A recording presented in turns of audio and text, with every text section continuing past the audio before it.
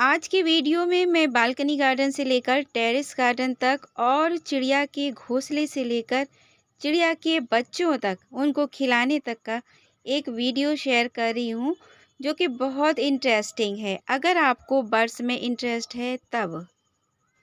अस्सलाम वालेकुम friends, welcome to my channel Shabnoor Ali. ये देखिए छोटी सी ये टेलर बर्ड दर्जन चिड़िया या फुदकी चिड़िया जिसको बोलते हैं फुदकती फिर रही है बालकनी पर। और इसका मेन मकसद क्या है? ये कुछ खा नहीं रही है, ये रस्सी को नोच रही है अपनी चोंच से।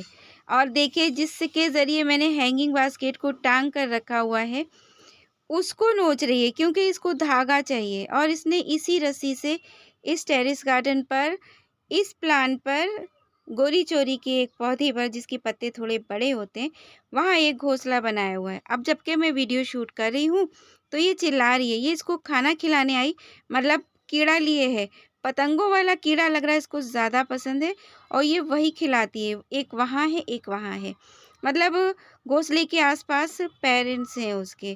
और ये देखिए तिनके, कीड़े मकोड़े, ये सब गमलों ही से फुदक फुदक कर इकट्ठा करती है अपने छोटे छोटे क्यूट क्यूट से बच्चों को खिलाने के लिए।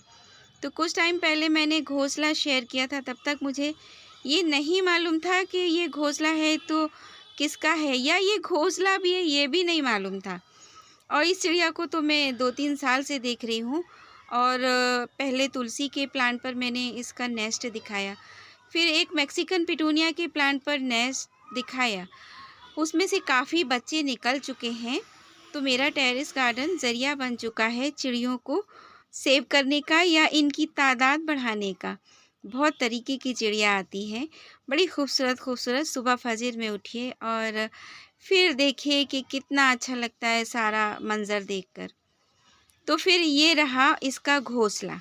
शुरू में मुझे लगा कि ये क्या बला है, ये क्या है, कोई फ्रूट है, मैं जानती नहीं थी ना इसलिए। लेकिन फिर मुझे कमेंट सेक्शन में मेरे किसी फ्रेंड ने ही मुझे बताया कि ये दर्जन चिड़िया है जो कि सिलकर, पत्तों को सिलकर घोंसला बनाती है। मुझे बड़ा अमेजिंग लगा कि कुदरत भी क्या चीज़ है। देखिए इससे रहा नहीं गया, चोंच में इसके कीड़ा था तो ये अपने बच्चों को खिलाने ही आई होगी।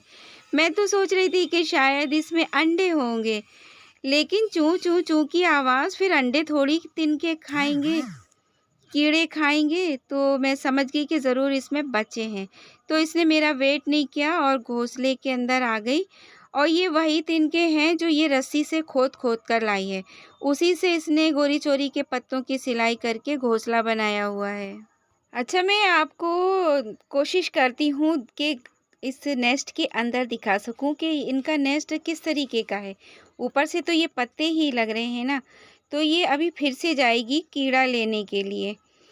और फिर मैंने वीडियो तो शूट किया वर्टिकली, लेकिन ज़ूम पर रखा और इसको हॉरिज़ॉन्टली मैंने करके आपको दिखाया, मतलब मिररिंग की है मैंने, ताकि आपको मैं क्लोज़अप में दिखा सकूं।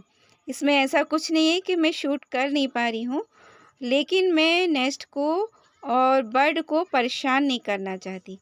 मेरे कैमरा होने के बावजूद, मेरे होने के बावजूद ये अगर मुझसे डर नहीं रही है तो मुझे अच्छा लग रहा है कि इसको मेरे ऊपर एक एतबार है कि मैं इसको हर्ट नहीं करूँगी। और ये देखिए छोड़कर चली गई। तो फिर मैंने और ज़ूम किया, टहनी को हल्का-सा दूर से पकड़कर झुकाया, तो मुझे नेस्ट के अंदर का थोड़ा-थोड़ा सा कुछ दिखाई दिया। पहले मुझे थोड़ी-सी चोंच दिखाई दी। बड़ा मुश्किल से मैं शूट कर पा रही हूँ, लेकिन ये जो एडवेंचर है नेचर का, मैं आपके साथ शेयर करना चाहती थी। तो ये दिखे मुझे, अब मैं 2 तो दिख रहे हैं और कितने हैं नहीं कह सकते। तो मेरे इस प्लांट्स से 2 और रेडी हो रहे चिड़िया के बच्चे। इस नेस्ट को बचाने की मैंने पूरी कोशिश की थी, रेनी सीज़न में भी, और वैसे भी मैं पानी देती हूँ तो सिर्फ़ गमले में डालती थी।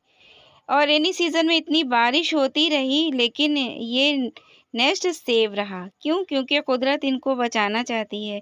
हम क्या चीज़ हैं, हम क्या बचाएँगे इनको? इनको तो कुदरत खुद बचाती है।